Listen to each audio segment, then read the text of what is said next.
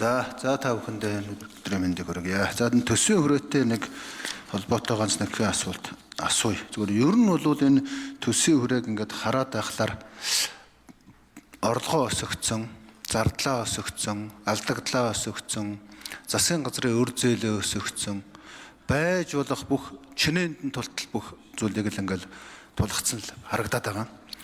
Тэгээ эн чинь өөрөө нөгөө том зургаараа ингээд харахаар 12-аас 25 оны хооронд төсвийн хүрээний мэдээлэл 23 удаа өөрчлөгдсөн.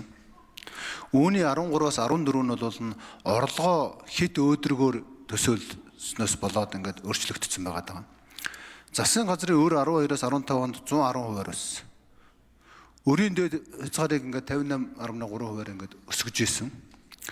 Энэ байдлууд чинь ямар хөө үр дүнд хүрэх гээд байна вэ гэхээр одоо өнөөдрийн яг бодит байгаа эдийн засаг дээр ингээд хий орлого өсгөөд зардлаасаа одоо урсгал зардлуудаа гаргачаад хөрөнгө оруулалтаа танаад байнгын тодтгол хийгээд яваад байхлаар одоо энэ томоохон төслүүд рүү мөнгнүүд нь гарч явсаар байгаа жижиг бизнесүүд нь одоо ингээд дуусчихж байна.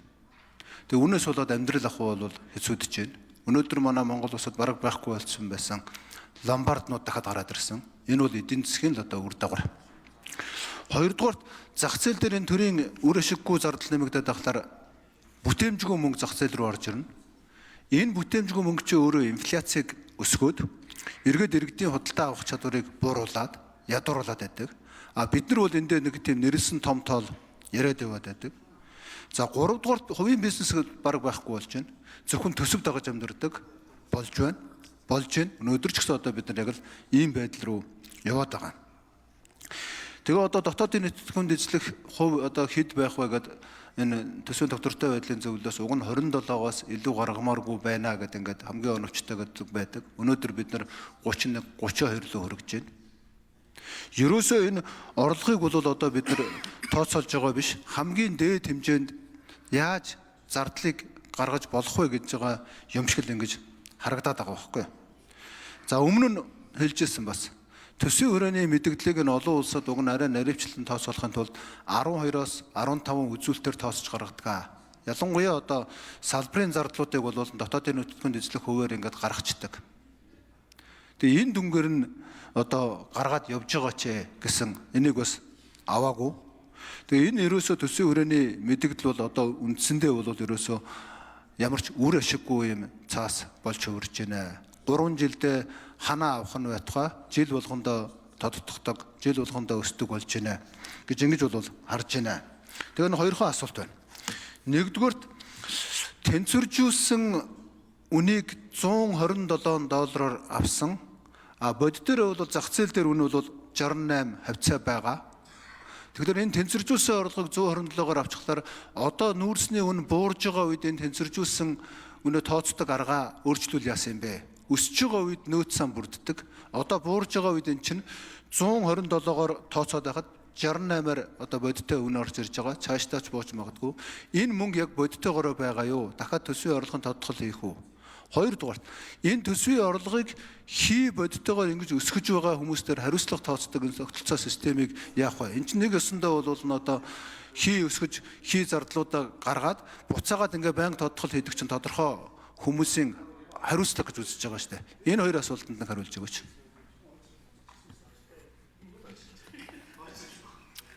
Ажлын хэсэг энэ хоёр сайд хариулъя. Та сүүлийн 10 жилийн статистик үзээрэй. Энэ тооцоолсон төсвийн тэнцвэржүүлсэн орлого хий байна уу? Үнэн байна уу? Яг төлсөн хэмжээнд л яваа шүү. Таашаа дандаа илүү давж биелж байгаа. Хоосон орлого гаргаад, хоосон зардал гаргаад байдаг юм шиг та юм мэдээллийг нийгэмд буруу өгч болохгүй.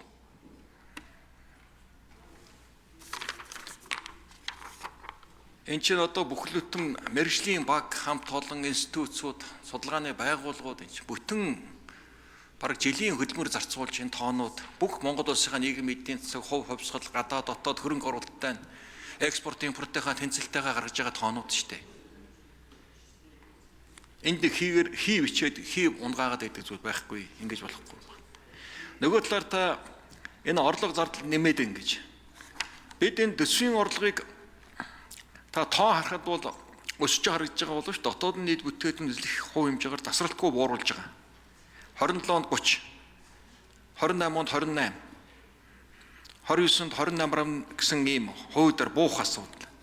Тэнцэл юун дээр та хараарай. Нийт зарлага одоо дотоодны бүтээгдэхүүн 37% байгаа шүү дээ. Бид 31 болгоё. Эх хоноод 30 болгонд 28 болно гэдэг. Дандаа буулгах зорилтуудтай буюу эдийн засагт хувийн хвшлийн орон зай гаргах ийм ажлууд хийж байгаа. Тэгэхээр бодлогын чиглэл хандлага бол энэ таны яг хэлсэндээ зөв байгаа бид.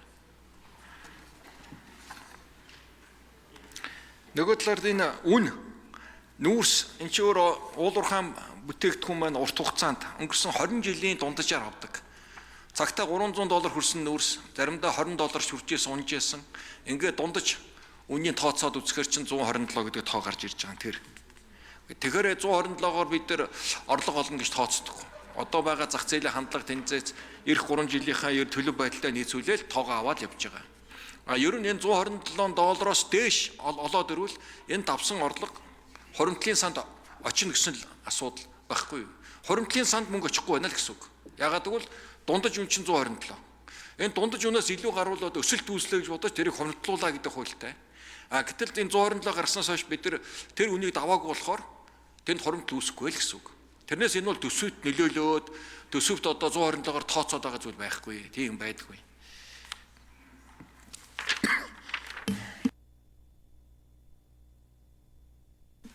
За төвшин гишүүн тодруулж ирсэн. За төсвийн хүрээний мэдээллийг 3 жилээр нь гаргаж байгаа.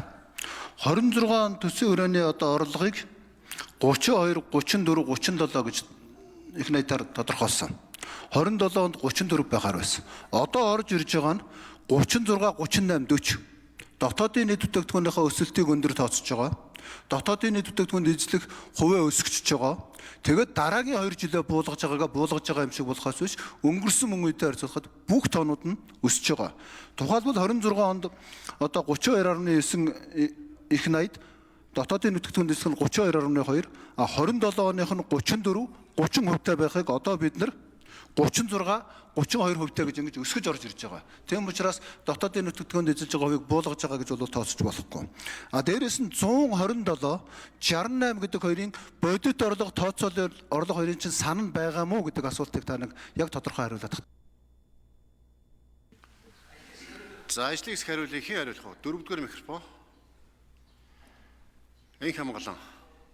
Эдийн засгийн хөгжлийн яамны газрын дарга. Энх хамгаалан эдийн засгийн хөгжлийн яам гишүүний асуултанд хариулъя. За төсөв 24 онд төсвийн нийт зарлага нийт эдийн засгийнхаа 37% байсан. Тэгэд үе шаттай бууруулахаар бидний төлөвлөснөөр бол 28 он гэхэд дотоодын нийт бүтээгдэхүүний 28% хүрж буухаар ингэж төлөвлөж исэн. Гэхдээ өнгөрсөн жил төсөв батлагдах үед багш эмчнэрийн цалин нэлээд өндөр дүнгээр нэмснээс болоод 28% арай хүрэхэрэг болсон.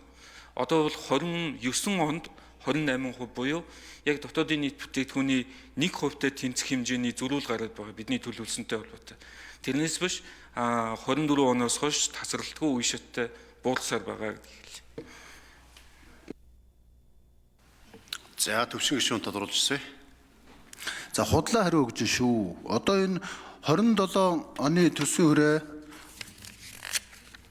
26 оны төсвийн хүрээний би тоог нь уншаад өгчээ. Тэнцвэржүүлсэн орлого 26, 27, 28 онд 31, 33, 37 их найд. Дотоодын нийт бүтээгдэхүүн эзлэх хөв 31, 29, 28% гэж байсан. Одоо 27 оных нь болохоор тэнцвэржүүлсэн орлого 34, 37, 39 их найд. Одоо дотоодын нийт бүтээгдэхүүн эзлэх нь 30, 29, 28 өсөд байгаа. За дээрээс нь дараагийн нэг асуулт байгаа шүү дээ. Энэ 127 гэдэг тэнцвэржүүлсэн нүүрсний үн өнөөдрийн зах зээл дээр байгаа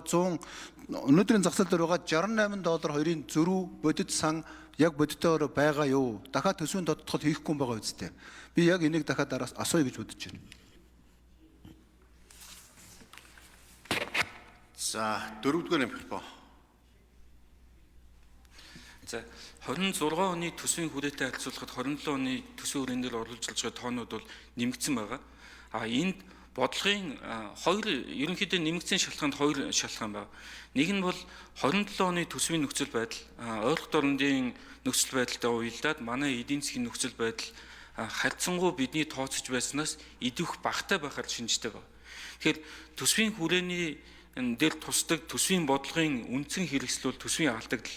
Тэгэхээр эдийн засгийн идэвхжил муу байгаа тохиолдолд бид төсвийн алдагдлаа нэмэгдүүлж буюу эдийн засгийн нийт гэрэлтээ төсөв талаас нь дэмжиж өгдөг. Тэгэхээр 27 оны тухайд бол өмнө тооцож байснаасаа дотоодын нийт бүтээгдэхүүний 1% тэнцэх хэмжээний алдагдлыг нэмэгдүүлсэн байна. Өмнө бид 0.8% байсан бол энэ удаад 1.5% болгож алдагдлыг 1.7 их найд болгож нэмэгдүүлсэн. Энэтэй холбоотойгоор зардал бол нэмэгдэж байгаа. Үүний цаана бол эдийн засгийн За гүйцэтгэд хариулчих. 4-р микрофон. эдийн засгийнхаа нийт гэрэлтийг дэмжих ийм л бодлого байна. Хоёр гэвэл орлого тал дээр өнгөрсөн жил энэ нөөтийн буцаалтыг 5% болгохтой холбоотой 1.8 их найдын орлогын буцаалт хийгдэнэ гэж тооцож байсан.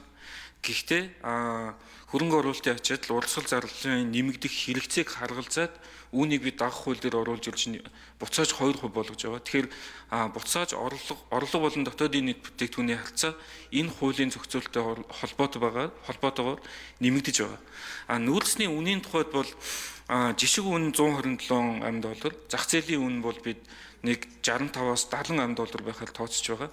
127-оос давсан хэсгээр тогтворжуулалтын санд ордог.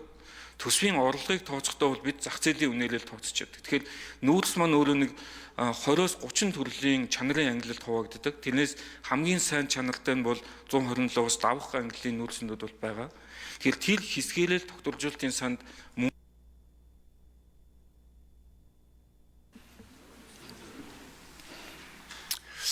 За 2 удаа тодруулсан. За төвшин гишүүний асуултуудад нэмээд бичгээр хариулт өгчөөрэй. Та бас одоо уулзаад дутуу асуултуудыг юм байна гэдэг тодруулаа хэлчихээд бичгээр хариулт өгөөрэй. Эдийн засгийн. За Пүрэвийн Батчим гишүүн асуултаа